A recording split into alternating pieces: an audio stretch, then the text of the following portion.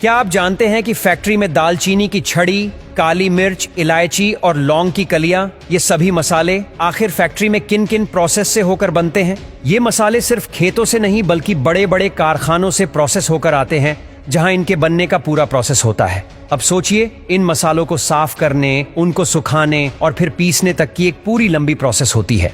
दालचीनी। दरअसल दालचीनी असल में एक पेड़ की छाल होती है। ये पेड़ ज्यादातर दक्षिण भारत और श्रीलंका में पाए जाते हैं।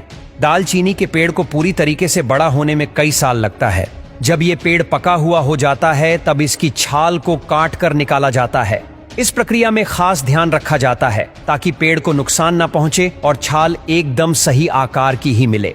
छाल निकालने के बाद उसकी बाहरी मोटी परत को हटाते हैं। इसके लिए तेज चाकू और औजारों का इस्तेमाल होता है। छाल की ऊपरी परत हटाने के बाद जो भीतरी हिस्सा मिलता है वो ही असली दालचीनी होती है। इसे छोटे छोटे टुकड़ों में काटा जाता है ताकि इसे सुखाने में आसानी हो सके।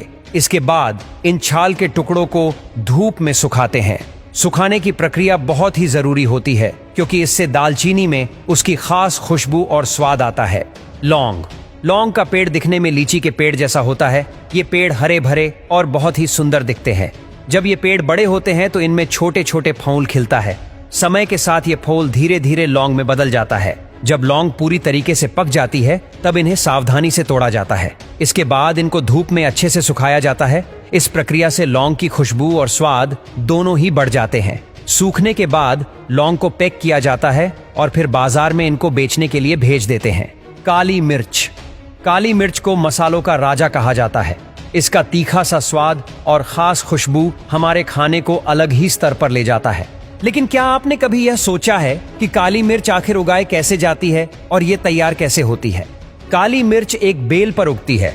इस बेल को बढ़ने और सहारा देने के लिए किसी बड़े पेड़ या मजबूत संरचना की जरूरत होती है। यह बेल धीरे धीरे पेड़ पर चढ़ती है और उसमें छोटे छोटे गुच्छों में काली मिर्च लगती है। शुरुआत में काली मिर्च का रंग हरा होता है और जब यह पकने लगता है तब इसका रंग लाल हो जाता है। पकने के बाद इसको सावधानी से तोड़ते हैं। इसके बाद काली मिर्च को धूप में सुखाता है। सुखाने के दौरान इसका रंग फिर हरे या लाल से बदलकर काले रंग का हो जाता है। यही कारण भी है कि इसको काली मिर्च कहा जाता है। सुखाने के बाद इसको छांटा जाता है ताकि अच्छी गुणवत्ता वाली मिर्च को अलग किया जा सके। फिर इसे पैक करके बाजार में भेज दिया जाता है। इलायची। दरअसल इलायची को तैयार करने का प्रोसेस खेतों से शुरू होता है।